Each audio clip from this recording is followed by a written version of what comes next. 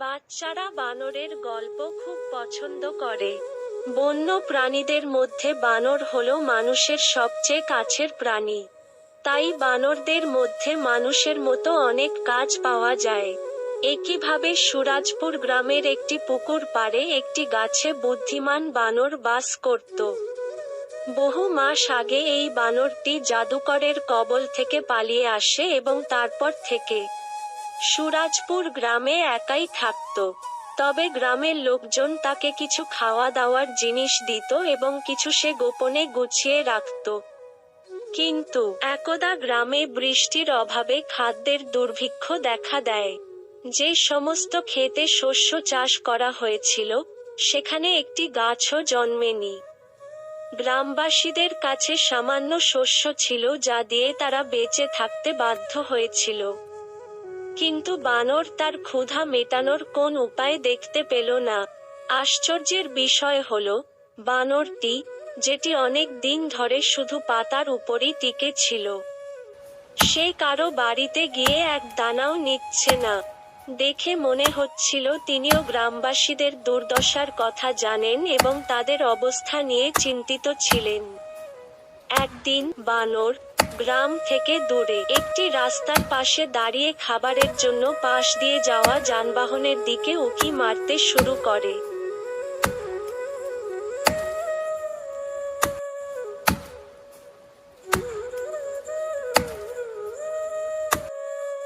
আরে রামু, সরে যা, লেগে যাবে। আরে সর সর সর। আবার দেখো গাড়ির উপরে বসে আছে।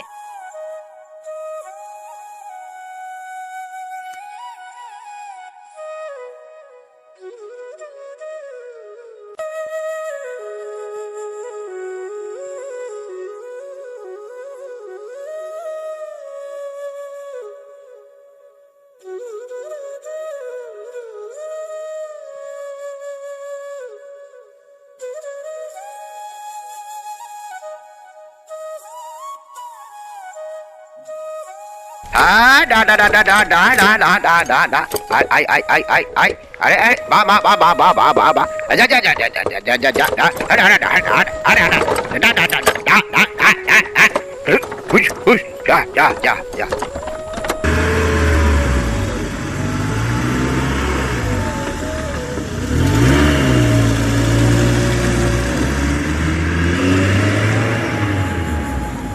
বানরের কর্মকাণ্ড দেখে এক ব্যক্তি তার গাড়ি থেকে নেমে বানরকে বিস্কুটের প্যাকেট দেখায়।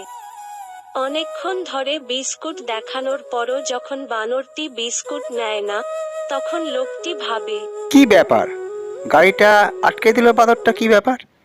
এই বিস্কুট খা, বিস্কুট খা, এই বাঁদর বিস্কুট খা, বিস্কুট খা, এনে এনে। আরে বাঁদর, তুই বিস্কুটের বদলে আমার মোবাইলটা নিয়ে পালাচ্ছিস কেন? দাঁড়া দাঁড়া দাঁড়া রে দাঁড়া। বানরটি হয়তো বিস্কুট ছাড়া অন্য কিছু খেতে চায়। ব্যক্তিটি তার মোবাইলটি গাড়ির উপরে রাখে এবং তার ব্যাগ থেকে আরো কিছু খাবারের জিনিস খুঁজতে শুরু করে, কিন্তু এর মধ্যেই বানরটি ব্যক্তির মোবাইলটি নিয়ে গ্রামের দিকে ছুটে যায়। বানরটিকে মোবাইল নিয়ে পালাতে দেখে ধাওয়া করেন এই ব্যক্তি। বানরটি প্রতিটি গাছে উঠে গ্রামের দিকে যাচ্ছে এবং ব্যক্তিটিও বানরটিকে অনুসরণ করে গ্রামে পৌঁছেছে। গ্রামে পৌঁছানোর সাথে সাথে বানরটি তার মোবাইলটি তাকে ফিরিয়ে দেয়।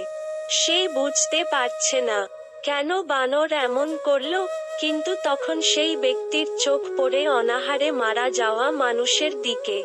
তিনি বিশ্বাস করতে পারেন না যে দেশে সম্পদের অভাব নেই, সেখানে আজও কিছু মানুষ এমন পরিস্থিতিতে থাকতে বাধ্য। আসলে এই লোকটি খুব ধনী এবং উদার ছিল। গ্রামবাসীদের সমস্যা দেখে তিনি সিদ্ধান্ত নেন যে তিনি অবশ্যই গ্রামটিকে এমন অবস্থা থেকে বের করে আনবেন এবং কিছু দিনের মধ্যেই সেই গ্রামের পরিবেশ বদলে যাবে। সেই ব্যক্তি বড় বড় ট্রাকে শস্য ভর্তি করে গ্রামের ভিতরে নিয়ে যায়। গ্রামবাসীরা তার সাহায্যের জন্য লোকটিকে ধন্যবাদ জানায় এবং জিজ্ঞাসা করে, আপনি এই গ্রামের সমস্যা সম্পর্কে কিভাবে জানতে পারলেন? অতঃপর লোকটি বানরের কাহিনী বর্ণনা করতে গিয়ে বলে, কখনো কখনো মানুষের চেয়েও বুদ্ধিমান প্রাণী আছে।